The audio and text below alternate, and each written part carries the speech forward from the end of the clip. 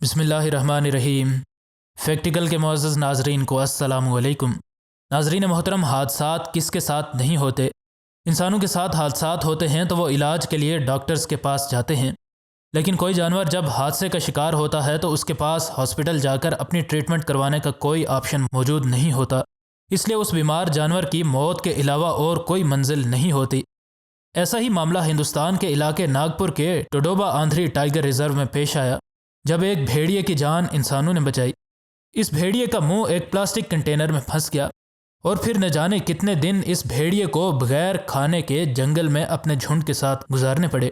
नाज़रीन मोहतरम, मामला ये हुआ कि 26 साल के वाइल्ड लाइफ फोटोग्राफर तने पनपालिया ने अपने 2 दोस्तों के साथ जंगल में जाकर परिंदों और जंगली जानवरों की फ़ोटोग्राफी करने का प्लान बनाया। उन्हें अपने इंटरव्यू में बताया कि हम 3 दोस्तों ने जंगल में परिंदों की तस्वीरें लेने का प्लान बनाया, और चूंकि हमें बताया गया था कि जंगल में एक भेड़ियों का झुंड भी मौजूद है, इसलिए हमने सोचा कि अगर इन भेड़ियों की तस्वीरें भी ली जा सकें तो बेहतरीन होगा।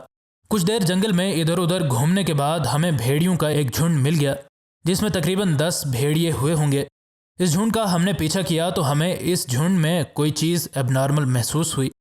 इस झुंड में से एक भेड़िया अजीब सा लग रहा था, जैसे उसके सर पर कोई चीज़ चढ़ी हो।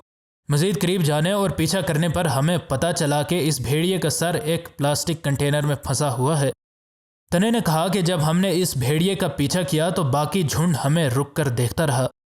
भेड़िए जितने अक्लमंद होते हैं, इस हिसाब से यकीनन उन्हें अंदाज़ा हुआ होगा कि या तो ये इंसान इस भेड़िए को आसान शिकार समझकर फ़ौरन मार डालेंगे या फिर यही इसकी मदद कर सकते हैं। खैर, उनने जो भी सोचा, लेकिन तने ने इस भेड़िए की मदद का प्लान बनाया। उनको पता था कि निहत्ते वो इस खूंखार जानवर के करीब जाने का सोच भी नहीं सकते, और ऐन मुमकिन है कि इस झुंड के बाकी भेड़िए उसे ख़तरा समझकर उस पर हमला कर दें। खैर, उनने मामलात अपने हाथ में लेने के बजाय नागपुर फॉरेस्ट डिपार्टमेंट को कॉल की और उन्हें सारी बात बता दी।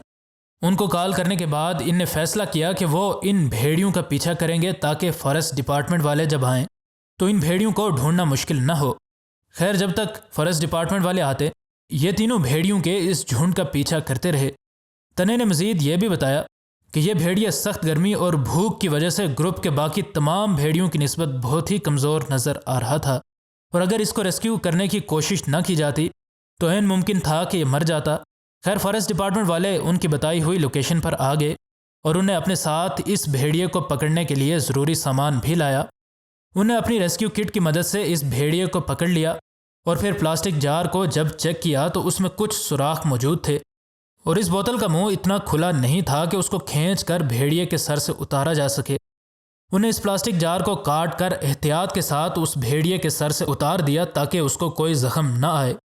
फिर उनने उसकी बॉडी को चेक किया तो इस प्लास्टिक जार की वजह से उसे कोई भी ज़ख्म नहीं आया था। इस प्लास्टिक जार में मौजूद सुराख की वजह से ये भेड़िया सांस भी लेता रहा और पानी भी पीता रहा, जिस वजह से न जाने कितने दिन जिंदा रहा, लेकिन कुछ न खा सकने की वजह से इसकी हालत बिगड़ चुकी थी।